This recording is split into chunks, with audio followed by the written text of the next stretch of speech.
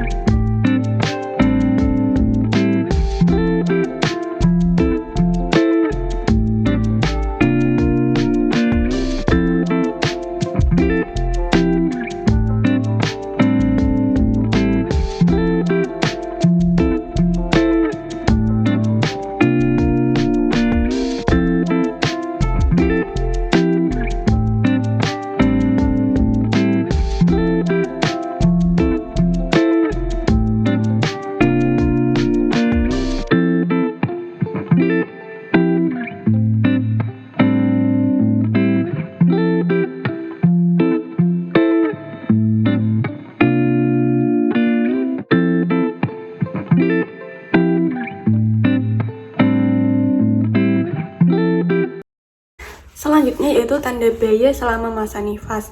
Tanda yang pertama yaitu perdarahan dari jalan lahir atau vagina yang luar biasa atau bertambah banyak secara tiba-tiba.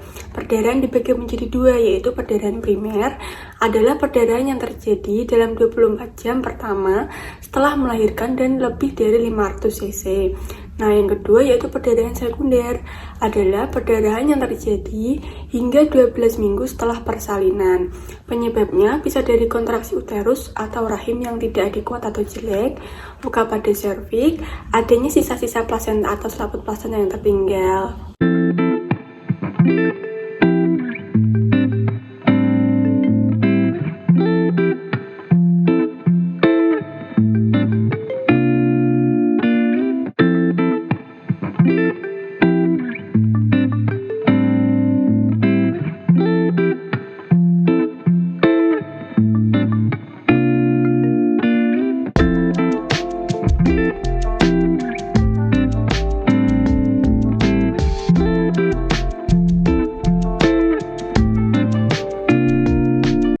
Tanda berikutnya adalah pengeluaran dari vagina yang berbau busuk. Biasanya ditandai dengan suhu 38 derajat Celcius atau lebih yang terjadi antara hari ke-2 sampai ke-10 postpartum. Kenaikan suhu pada masa nifas dianggap sebagai infeksi apabila tidak ditemukan sebab-sebab ekstragenital. Tanda bahaya yang selanjutnya yaitu adanya rasa sakit di bagian perut bawah atau punggung, bisa disebabkan karena adanya luka di dalam. Nah, tanda yang selanjutnya yaitu rasa sakit kepala yang terus-menerus, nyeri ulu hati seperti terbakar, penglihatan kabur, atau bahkan kejang. Bisa terjadi karena tekanan darah terlalu tinggi, protein urin tinggi, atau preeklamsi saat kehamilan. Tanda yang berikutnya yaitu adanya pembengkakan di area wajah, tangan, dan kaki. Ketika diberikan tekanan, terdapat cekungan dan kembalinya lama atau yang bisa disebut sebagai udem. Nah, tanda yang selanjutnya yaitu apabila bunda mengalami demam atau panas tinggi, sering muntah dan terasa sakit saat buang air kecil. Tanda tersebut bisa disebabkan oleh mastitis sehingga terjadi demam. Muntah bisa disebabkan oleh relaksasi otot-otot usus karena tekanan saat persalinan. Selanjutnya yaitu kehilangan nafsu makan dalam waktu yang lama. Kelelahan yang amat berat setelah persalinan dapat mempengaruhi nafsu makan, sehingga terkadang bunda tidak ingin makan sampai kelelahan itu hilang. Hendaknya setelah bersalin, berikan bunda minuman hangat, susu, atau teh yang manis untuk mengembalikan tenaga yang hilang, karena alat pencernaan dan reproduksi perlu proses guna memulihkan keadaan kembali pada masa pasca bersalin. Nah, tanda bahaya berikutnya yaitu ketika adanya rasa sakit, merah lunak, dan membengkakan di kaki.